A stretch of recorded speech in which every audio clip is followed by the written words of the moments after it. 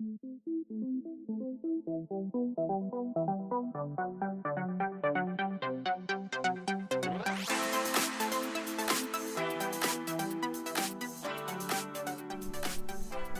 so today I'm going to show you how to do a proper CPU install.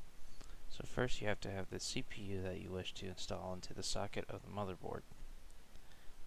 Then you have to have the cooler you wish to install on top of the CPU processor. First we need to prepare the CPU to go into the socket of the motherboard. The motherboard will be radiating heat outward to the CPU cooler. So to prepare this, you have to take thermal paste and apply it directly onto the socket to improve maximum heat transfer through the CPU out of the CPU cooler.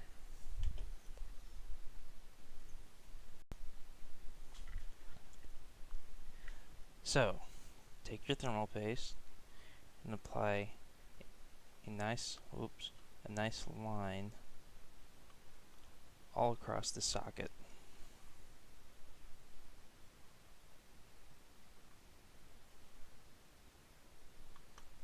Then you can take a spudger and try to get every hole filled so every pin makes contact with thermal paste.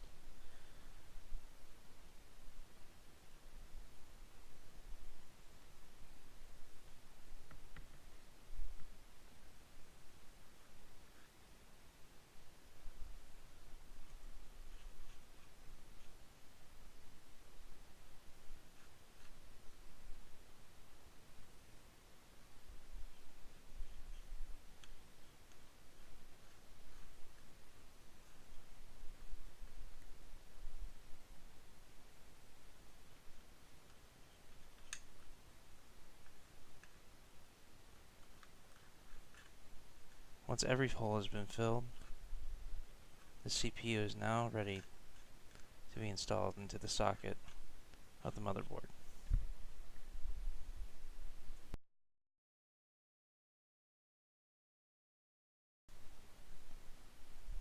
Now that the CPU socket has been prepped for the CPU, we can now install the CPU. Notice that there is an arrow on the top right corner of the CPU. This must also align to the socket of the motherboard. There will be an arrow somewhere on the socket of the motherboard to show the alignment. Otherwise, the CPU will not fit.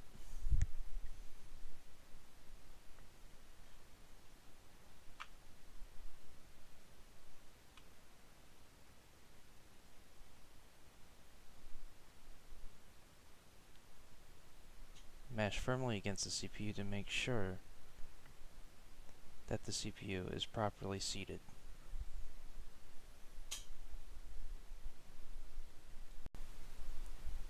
Sometimes an impact tool will be required.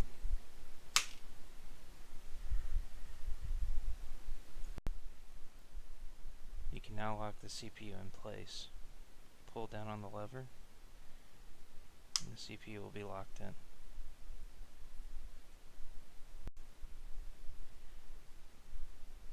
We now can prepare the CPU for the CPU cooler.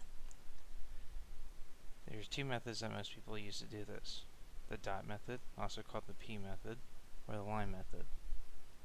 To do the P method, you take one dot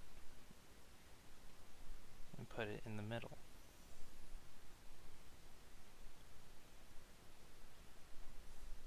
And then you take and do 4 dots of Gorilla sealant around the CPU.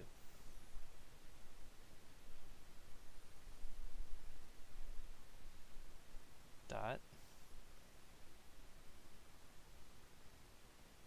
dot,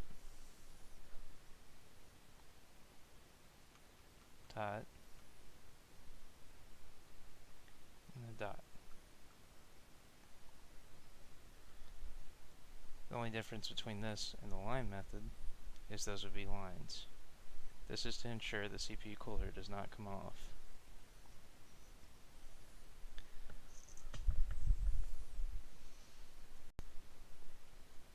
You can now mount the CPU cooler.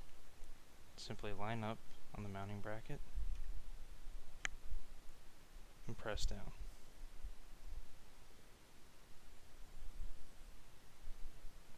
Plug in the cooler, and the cooler is now mounted. And that is how you properly install the CPU.